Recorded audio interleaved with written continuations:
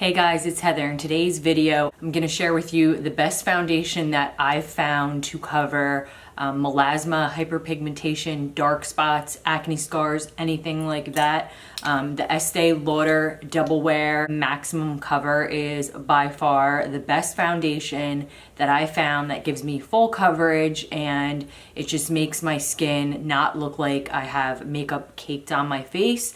It is a matte foundation, so if that's not something you prefer, I think that you could easily use a primer that is more hydrating, dewy primer, or you could use some like highlighter like I have on and some setting spray, like a dewier setting spray, and that can kind of take the matteness out of it.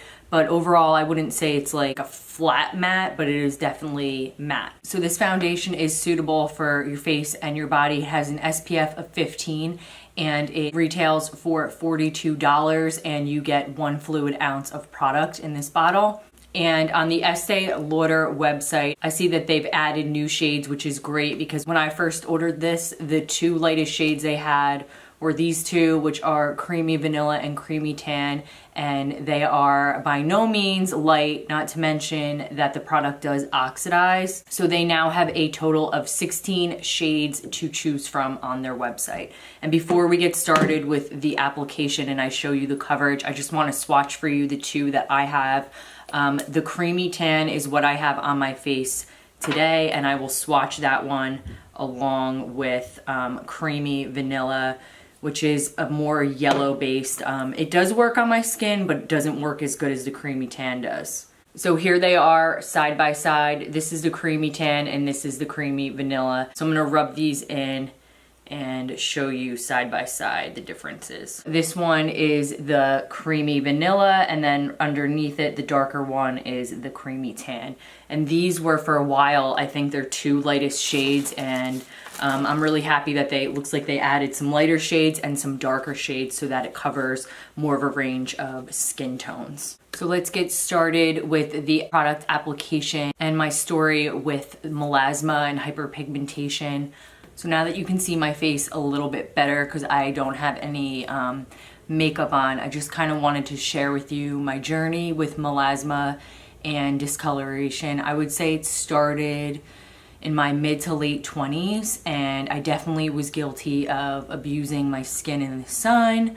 I definitely think that it's genetic, and I also think that it's related to maybe like hormones and things like that. So it is significantly better since I have been using SPF every day and I really don't tan my skin. What I do is I use a sunless tanner in the summer, and I'm going to be making a video shortly on that, so stay tuned for that. But every day I use the Australian Gold Botanical sunscreen. This is the mineral sunscreen, and it's non-greasy and it's perfect for under foundation. I do use it on my neck and on my chest as well. So basically the melasma started, and it started in this area here and then along my forehead. So now I just have a lot of like uneven skin texture. It's a lot better than it was. And then I have some sunspots as well. So obviously I use makeup to cover them up, and I find that the best foundation that I've tried is the Estee Lauder, and it's the Double Wear Maximum Cover. So today I'm gonna use the Creamy Tan shade, which is the 2C5. What I will say with this foundation is that you have to work very quickly with it if you want to get the best coverage and the most seamless application, because it does go on your skin very natural like. It's not a cakey looking foundation by any means. So what I like to do is I'll apply it directly onto my brush and quickly blend it into my skin.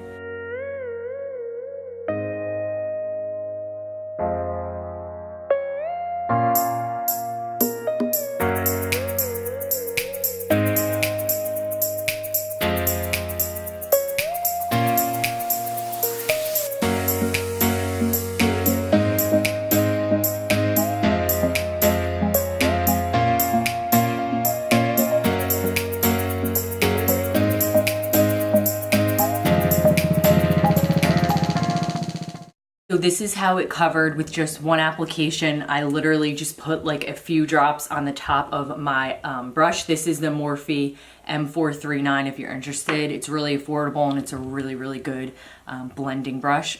Now this foundation, I will say it does oxidize, and as soon as you put it on your skin and it starts to dry, you will see that it starts to dry darker. I'm just gonna zoom you in so you can see the coverage. So as you can see, it pretty much completely covered any of the discoloration that I had on my face. It's definitely a full coverage.